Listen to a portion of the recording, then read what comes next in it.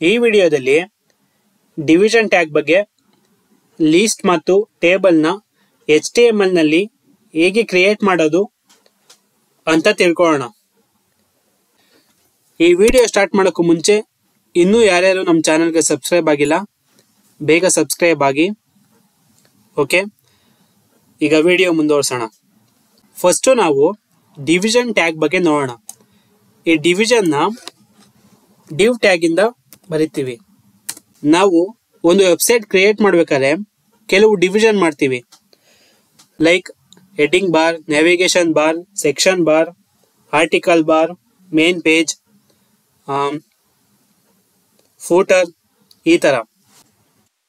So ಈ ಥರ division ಮಾಡಿ ಬರೆಯೋಕೆ ನಾವು ಡಿವಿಷನ್ ಟ್ಯಾಗ್ನ ಯೂಸ್ ಮಾಡ್ತೀವಿ. ಇನ್ನೊಂದು ಈ ಡಿವಿಷನ್ ಬರೀಬೇಕಾದ್ರೆ ID ಮತ್ತು ಕ್ಲಾಸ್ ನೇಮ್ ಕೊಡ್ತೀವಿ.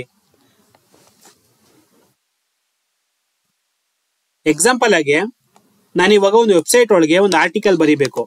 ಅದಕ್ಕೆ ಒಂದು ಡಿವಿಷನ್ ಮಾಡ್ತೀನಿ, ಆರ್ಟಿಕಲ್ ಡಿವಿಷನ್ ಅಂತ. ಅದಕ್ಕೆ ID ಮತ್ತು ಕ್ಲಾಸ್ ನೇಮ್ ಕೊಡ್ತೀನಿ. ನಾವಿವಾಗ ಆರ್ಟಿಕಲ್ ಬರೀಬೇಕಲ್ವಾ, ಸೊ IDಗೆ ಆರ್ಟಿಕಲ್ ಅಂತಾನೆ ಹೆಸರು ಕೊಡ್ತೀನಿ.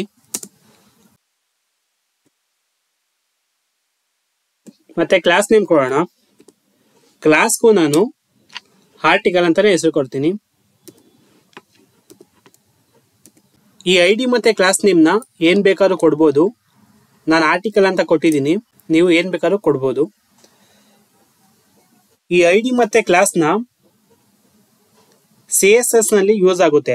ಸೊ CSS ಕ್ಲಾಸ್ ಬಂದಾಗ ಇದ್ರ ಬಗ್ಗೆ ಡೀಟೇಲ್ ಆಗಿ ತಿಳ್ಕೊಳ್ಳೋಣ. ಇವಾಗ ಇದ್ರ ಒಳಗೆ ನಾನು ಒಂದು ಆರ್ಟಿಕಲ್ ಬರೀಬೇಕು.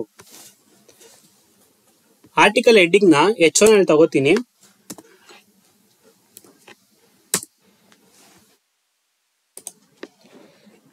ಇದೊಂದು ಆರ್ಟಿಕಲ್ ಹೆಡ್ನ ಕಾಪಿ ಮಾಡ್ತೀನಿ.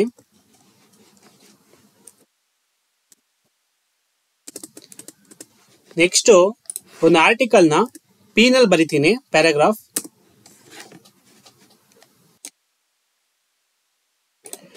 ಲೈಕ್ P ಒಳಗೆ ಒಂದು ಆರ್ಟಿಕಲ್ ಡೆಮೋ ಬರ್ತಿದ್ದೀನಿ. ಸೊ ನೆಕ್ಸ್ಟ್ ಇದ್ರೊಳಗೆ ಒಂದು ಫೂಟರ್ ತಗೊಳ್ಳೋಣ.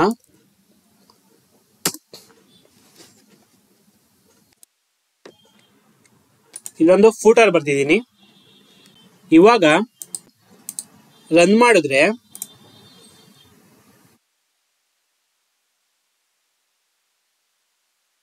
ಇಲ್ಲಿ ನೋಡಿ ಆರ್ಟಿಕಲ್ ಬಂತು. ಇಲ್ಲಿ ಆರ್ಟಿಕಲ್ ಹೆಡ್ಡಿಂಗು, ಇದು ಆರ್ಟಿಕಲ್ಲು, ಇದೊಂದು ಫೂಟರು.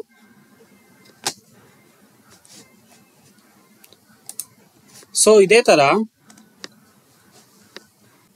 ತರ ಎಲ್ಲ ಸೆಕ್ಷನ್ಗಳನ್ನು ಡಿವೈಡ್ ಮಾಡಿ ಬರೆಯೋಕೆ ಡಿವಿಷನ್ನ ಯೂಸ್ ಮಾಡ್ತೀವಿ. ನಿಮಗೆ ಪ್ರಶ್ನೆ ಬರ್ಬೋದು, ಏನಕ್ಕೆ ಡಿವಿಷನ್ ಬಳಸಬೇಕು, ಹಾಗೆ ಬರಿಬೋದಲ್ವಾ ಅಂತ. ಅದಕ್ಕೆ ಉತ್ತರ, ಒಂದು ವೆಬ್ಸೈಟಲ್ಲಿ ಆ ಡಿವಿಷನ್ಗಳನ್ನ ಪರ್ಟಿಕ್ಯುಲರ್ ಆಗಿ ಮೇಂಟೈನ್ ಮಾಡ್ಬೋದು. ಇನ್ನೊಂದು ಡಿವಿಷನ್ನಲ್ಲಿ ನಾವು ID ಮತ್ತು ಕ್ಲಾಸ್ ನೇಮ್ ಕೊಡ್ತೀವಿ. ಅದನ್ನ ಬಳಸ್ಕೊಂಡು ಬೇರೆ ಬೇರೆ ಡಿವಿಷನ್ಗಳಿಗೆ ಬೇರೆ ಬೇರೆ ಕಲರ್ ಕೊಡ್ಬೋದು. ಓಕೆ, ಇದನ್ನ ಬಳಸ್ಕೊಂಡು ಹೇಗೆ ಕಲರ್ ಕೊಡೋದು ಅಂತ CSS ಕ್ಲಾಸ್ನಲ್ಲಿ ನೋಡೋಣ. ನೆಕ್ಸ್ಟ್ ನಾವು ಲೀಸ್ಟ್ ಬಗ್ಗೆ ನೋಡೋಣ. ಲೀಸ್ಟ್ನಲ್ಲಿ 3 ಟೈಪ್ಸ್ ಇದೆ. ಒಂದು OL order list, second UL unorder list, next one DL description list. ಇದ್ರ ಮೇಲೆ ಕೋಡ್ ಬರೀತಾ ತಿಳ್ಕೊಳ್ಳೋಣ. ಇದನ್ನ ಕಮೆಂಟ್ ಮಾಡೋಣ. ಈ ಕಮೆಂಟ್ ಮಾಡೋಕ್ಕೆ ಈ ಕಂಟ್ರೋಲ್ ಮತ್ತು ಕ್ವಶನ್ ಮಾರ್ಕ್ ಬಟನ್ ಇದೆಯಲ್ಲ, ಕ್ಲಿಕ್ ಮಾಡಿ ಕಮೆಂಟ್ ಆಗುತ್ತೆ. ಈ ಥರ ಕಮೆಂಟ್ ಮಾಡೋದ್ರಿಂದ ಈ ಕೋಡ್ ರನ್ ಆಗಲ್ಲ. ನೆಕ್ಸ್ಟ್ ನಾವು OL ಆರ್ಡರ್ ಬಗ್ಗೆ ನೋಡೋಣ. H1 ಅಲ್ಲಿ ನಾನು ಲೈಕ್ ನಿಮಗೆ ಗೊತ್ತಾಗಲಿ ಅಂತ ಆರ್ಡರ್ ಲಿಸ್ಟ್ ಅಂತ ಬರೀತೀನಿ.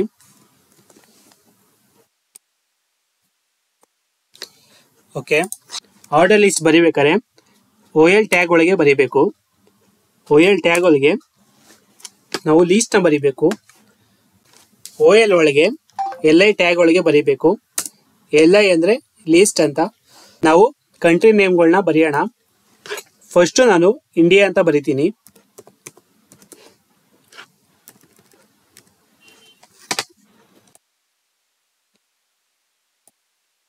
ಇಂಡಿಯಾ, ಚೀನಾ,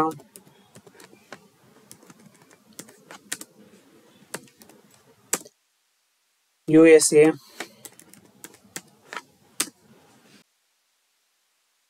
ರಷ್ಯಾ, ಲೈಕ್ ಈ ತರ ಬರಿತೀವಿ. ಇವಾಗ ಇದನ್ನ ರನ್ ಮಾಡಿ ನೋಡಿದ್ರೆ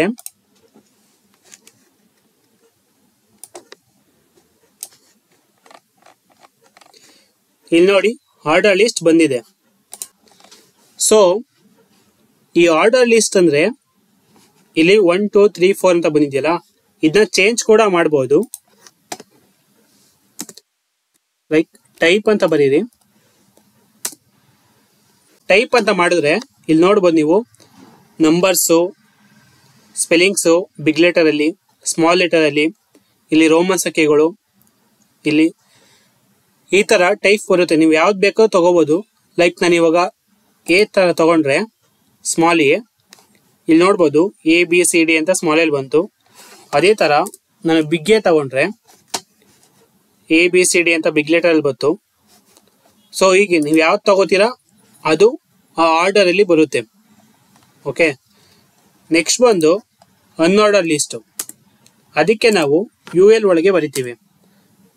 ನಾನಿವಾಗ H1 ಅಲ್ಲಿ ಅನ್ಆರ್ಡರ್ ಲಿಸ್ಟ್ ಅಂತ ಬರಿತೀನಿ.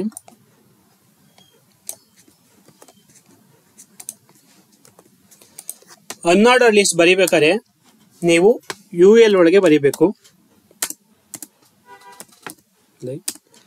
ಲೈಕ್ ನಾವು ಫ್ರೂಟ್ಸ್ ನೇಮ್ ಬರೆಯೋಣ. ಆಪಲ್,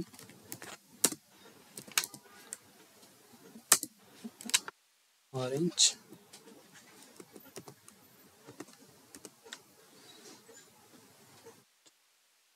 ಆರೆಂಜ್,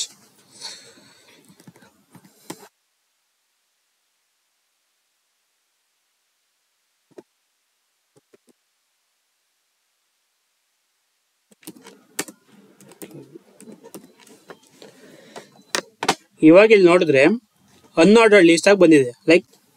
ಲೈಕ್ ಇಲ್ಲಿ ಡಾಟ್ ಬಂದಿದೆ. ಸೊ ಯಾವುದೇ ಆರ್ಡರ್ ಆಗಿ ಬಂದಿರಲ್ಲ. ಸೊ ಇದಕ್ಕೆ ನಾವು ಅನ್ಆರ್ಡರ್ಡ್ ಲಿಸ್ಟ್ ಅಂತ ಕರಿತೀವಿ. ನೆಕ್ಸ್ಟ್ ಬಂದು ಡಿಸ್ಕ್ರಿಪ್ಷನ್ ಲಿಸ್ಟ್. ಈ ಡಿಸ್ಕ್ರಿಪ್ಷನ್ ಲಿಸ್ಟ್ ನಾವು DL ಒಳಗೆ ಬರಿತೀವಿ. ಲೈಕ್ DL ಟ್ಯಾಗ್ ನ ಓಪನ್ ಮಾಡಿ, ಅದ್ರೊಳಗೆ ಎಲ್ಲಿ ಸಾರಿ ಈ DL ಅಲ್ಲಿ ನಾವು LI ಯೂಸ್ ಮಾಡಲ್ಲ. ಅದ್ರ ಬದಲಾಗಿ DT ಮತ್ತೆ DD ಯೂಸ್ ಮಾಡ್ತೀವಿ. DTಲಿ ಲೈಕ್ USA ಅಂತ ಬರೆದ್ರೆ DD ನಲ್ಲಿ ಅದ್ರ ಫುಲ್ ಫಾರ್ಮ್ ಬರೀತೀನಿ. ಸೊ ಇವಾಗ ಇಲ್ಲಿ ನೋಡಿದ್ರೆ ಇಲ್ಲಿ USA ಅದ್ರ ಫುಲ್ ಫಾರ್ಮ್ ಈಗ ಬಂತು. ಸೊ ಇದಕ್ಕೆ ನಾವು ಡಿಸ್ಕ್ರಿಪ್ಷನ್ ನ ಯೂಸ್ ಮಾಡ್ತೀವಿ. ಲೈಕ್ ಇನ್ನೊಂದು ಎಕ್ಸಾಂಪಲ್ ನೋಡಿದ್ರೆ DT ನಲ್ಲಿ A ಅಂತ ಕೊಡ್ತೀನಿ, DD ನಲ್ಲಿ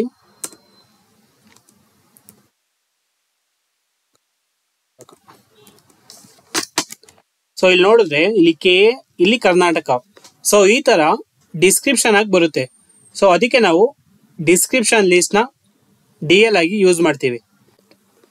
ಈ DT ಅಂದ್ರೆ ಡೆಫಿನೇಷನ್ ಟರ್ಮ್ ಅಂತ, ಈ DD ಅಂದ್ರೆ ಡೆಫಿನೇಷನ್ ಡಿಸ್ಕ್ರಿಪ್ಷನ್ ಅಂತ. ಓಕೆ, ನೆಕ್ಸ್ಟ್ ನಾವು ಟೇಬಲ್ ಬಗ್ಗೆ ತಿಳ್ಕೊಳ್ಳೋಣ. ಈ ಟೇಬಲ್ ಕ್ರಿಯೇಟ್ ಮಾಡೋಕೆ ನಮಗೆ ಮೇನ್ ಆಗಿ 4 ಟ್ಯಾಗ್ ಬೇಕು. ಒಂದು ಟೇಬಲ್ ಟ್ಯಾಗು, ನಾವು ಟೇಬಲ್ ಕ್ರಿಯೇಟ್ ಮಾಡೋಕ್ಕೆ ಟೇಬಲ್ ಟ್ಯಾಗ್ ಯೂಸ್ ಮಾಡ್ತೀವಿ. TR ಟೇಬಲ್ ರೋ ಕ್ರಿಯೇಟ್ ಮಾಡೋಕ್ಕೆ ಯೂಸ್ ಮಾಡ್ತೀವಿ. TH ಟೇಬಲ್ ಹೆಡಿಂಗ್ ಬರೆಯೋಕ್ಕೆ TH ಟ್ಯಾಗ್ ಯೂಸ್ ಮಾಡ್ತೀವಿ. TD ಟೇಬಲ್ ಡಿಸ್ಕ್ರಿಪ್ಷನ್ ಬರೆಯೋಕ್ಕೆ ಟಿ ಡಿ ಟ್ಯಾಗ್ನ ಯೂಸ್ ಮಾಡ್ತೀವಿ. ಓಕೆ, ಇನ್ನು ಕಮೆಂಟ್ ಮಾಡೋಣ. ಮೊದಲು ನಾವು ಟೇಬಲ್ ಬರೀಬೇಕಾದ್ರೆ ಟೇಬಲ್ ಟ್ಯಾಗ್ನ ಯೂಸ್ ಮಾಡಬೇಕು. ಈ ಟೇಬಲ್ ಟ್ಯಾಗ್ ಒಳಗೆ ನಾವು ಟೇಬಲಲ್ಲಿ ಏನೇನು ಬರಿತೀವಿ ಅದನ್ನೆಲ್ಲ ಬರಿಬೇಕು. ಓಕೆ, ಮೊದಲು ನಾವು ಟಿ ಆರ್ ತಗೊಳ್ಳೋಣ. ಟಿ ಆರ್ ಅಂದರೆ ಟೇಬಲ್ ರೋ. ಈ ಟೇಬಲ್ ರೋ ತಗೊಂಡು ಟೇಬಲ್ ರೋ ಒಳಗೆ ಟಿ ಎಚ್ ತಗೊಳ್ಳೋಣ. ಟಿ ಎಚ್ ಅಂದರೆ ಟೇಬಲ್ ಹೆಡಿಂಗ್ ಅಂತ. ಈ ಟಿ ಎಚ್ ಒಳಗಡೆ ನಾನು ಇವಾಗ ಸೀರಿಯಲ್ ನಂಬರ್ ಅಂತ ಬರಿತೀನಿ. ಓಕೆ, ಇನ್ನೊಂದು ಟಿ ಎಚ್ ತಗೊಂಡು ಅದ್ರೊಳಗೆ ನೇಮ್ ಅಂತ ಬರಿತೀನಿ. ಇನ್ನೊಂದು ಟಿ ಎಚ್ ಅಲ್ಲಿ ಸಮಥಿಂಗ್ ಮಾರ್ಕ್ಸ್ ಅಂತ ಬರಿತೀನಿ. ನೆಕ್ಸ್ಟ್ ನಾನು ಇನ್ನೊಂದು ಟಿ ಆರ್ ಒಳಗೆ ಟೇಬಲ್ ರೋ ಒಳಗೆ ಟಿ ಡಿ ಅಂತ ತಗೋತೀನಿ, ಅಂದರೆ table description. Okay, T D ಒಳಗೆ ನಂಬರ್ 1, ನೆಕ್ಸ್ಟ್ ಬಂದು ಟಿ ಡಿ ಸೂರ್ಯ, ನೇಮ್ ಬಂದು ಸೂರ್ಯ, ನೆಕ್ಸ್ಟ್ ಬಂದು ಮಾರ್ಕ್ 90. ಓಕೆ ಓಕೆ ಇವಾಗ ಔಟ್ಪುಟ್ ನೋಡಿದ್ರೆ ಇಲ್ಲಿ ನೋಡಿರ್ಬೋದು, ಸೀರಿಯಲ್ ನಂಬರ್ 1, ನೇಮ್ ಬಂದು ಸೂರ್ಯ, ಮಾರ್ಕ್ಸ್ ಬಂದು 90. ಹೀಗೆ ನಾವು ಟೇಬಲ್ ಕ್ರಿಯೇಟ್ ಮಾಡೋದು. Okay, first table tag open ಮಾಡಿ ಅದ್ರ ಒಳಗೆ ಫಸ್ಟ್ ನಾವು ಟಿ ಆರ್ ಟ್ಯಾಗ್ ತಗೋತೀವಿ. ಟಿ ಆರ್ ಟ್ಯಾಗ್ ಒಳಗೆ ಫಸ್ಟ್ ಲೈನ್ ಬಂದು ಟಿ ಎಚ್ ಅಂದರೆ ಟೇಬಲ್ ಹೆಡ್ಡಿಂಗ್. ಲೈಕ್ ನಾವು ಇಲ್ಲಿ ಸೀರಿಯಲ್ ನಂಬರ್, ನೇಮ್, ಮಾರ್ಕ್ಸ್ ಅಂತ ಬರೀಬೇಕಲ್ಲ, ಸೊ ಅದಕ್ಕೆ ನಾವು ಟಿ ಎಚ್ ಅಂತ ತಗೋತೀವಿ. ನೆಕ್ಸ್ಟು ಮತ್ತೆ ಟಿ ಆರ್ ತಗೊಂಡು ಟೇಬಲ್ ರೋ ಟಿ ಡಿನಲ್ಲಿ ಆ ಸೀರಿಯಲ್ ನಂಬರ್ ಮತ್ತು ಆ ಸ್ಟೂಡೆಂಟ್ ನೇಮ್ ಮತ್ತು ಮಾರ್ಕ್ಸ್ ಬರಿತಾ ಹೋಗ್ತೀವಿ. ಸೊ ಇದೇ ಥರ ನಾವು ಟಿ ಆರ್ ಓಪನ್ ಮಾಡಿ ಇದೇ ಥರ ಇದೇ ಕಾಪಿ ಮಾಡಿ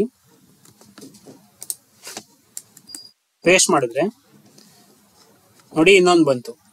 ಸೊ ಲೈಕ್ ಚೇಂಜ್ ಮಾಡೋಣ ಸ್ವಲ್ಪ.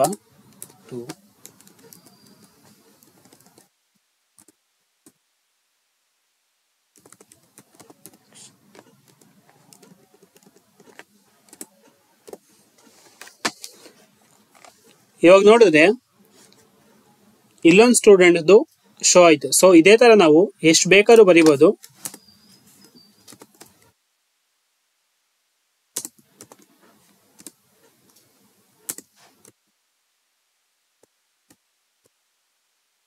ಎಷ್ಟು ಬೇಕಾದ್ರೂ ಕೂಡ ಬರಿಬೋದು. ಸೊ ಹೀಗೆ ನಾವು ಟೇಬಲ್ ನ ಕ್ರಿಯೇಟ್ ಮಾಡೋದು. ಓಕೆ,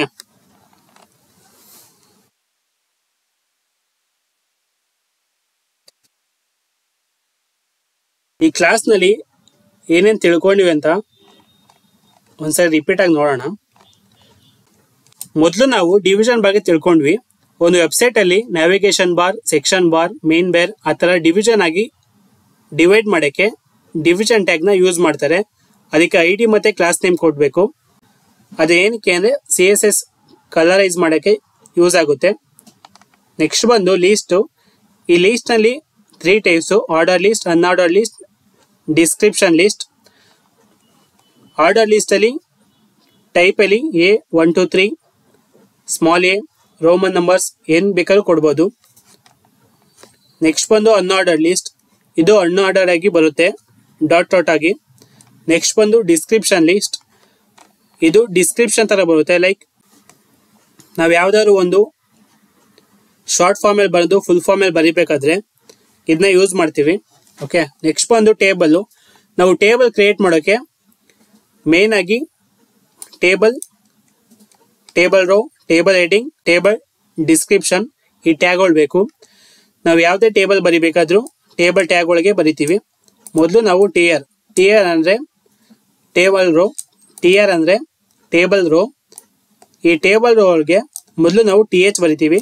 ಟಿ ಎಚ್ ಅಂದರೆ table heading. Next T R ತಗೊಂಡು ಟಿ ಡಿ ಅಂತ ಬರ್ತೀವಿ. ಟಿ ಡಿ ಅಂದರೆ ಟೇಬಲ್ ಡಿಸ್ಕ್ರಿಪ್ಷನ್.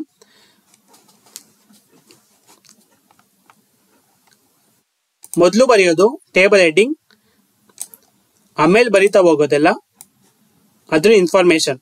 ಓಕೆ, ಇದು ಅರ್ಥ ಆಯಿತು ಅಂತ ತಿಳ್ಕೊಂಡಿದ್ದೀನಿ. ನೆಕ್ಸ್ಟ್ ಕ್ಲಾಸಲ್ಲಿ ನಾವು ಇಮೇಜ್ನ ವಿಡಿಯೋಗಳನ್ನ ಹೇಗೆ ವೆಬ್ಸೈಟಲ್ಲಿ ಆ್ಯಡ್ ಮಾಡೋದು, ನೀವು ನೋಡಿರ್ಬೋದು ಯೂಟ್ಯೂಬಲ್ಲಿ ವಿಡಿಯೋಗಳನ್ನ ಅರೇಂಜ್ ಮಾಡಿರ್ತಾರೆ. ಸೊ ಹಾಗೆ ನಾವು ಹೇಗೆ ಅರೇಂಜ್ ಮಾಡೋದು ಅದ್ರ ಬಗ್ಗೆ ತಿಳ್ಕೊಳ್ಳೋಣ. Thank you.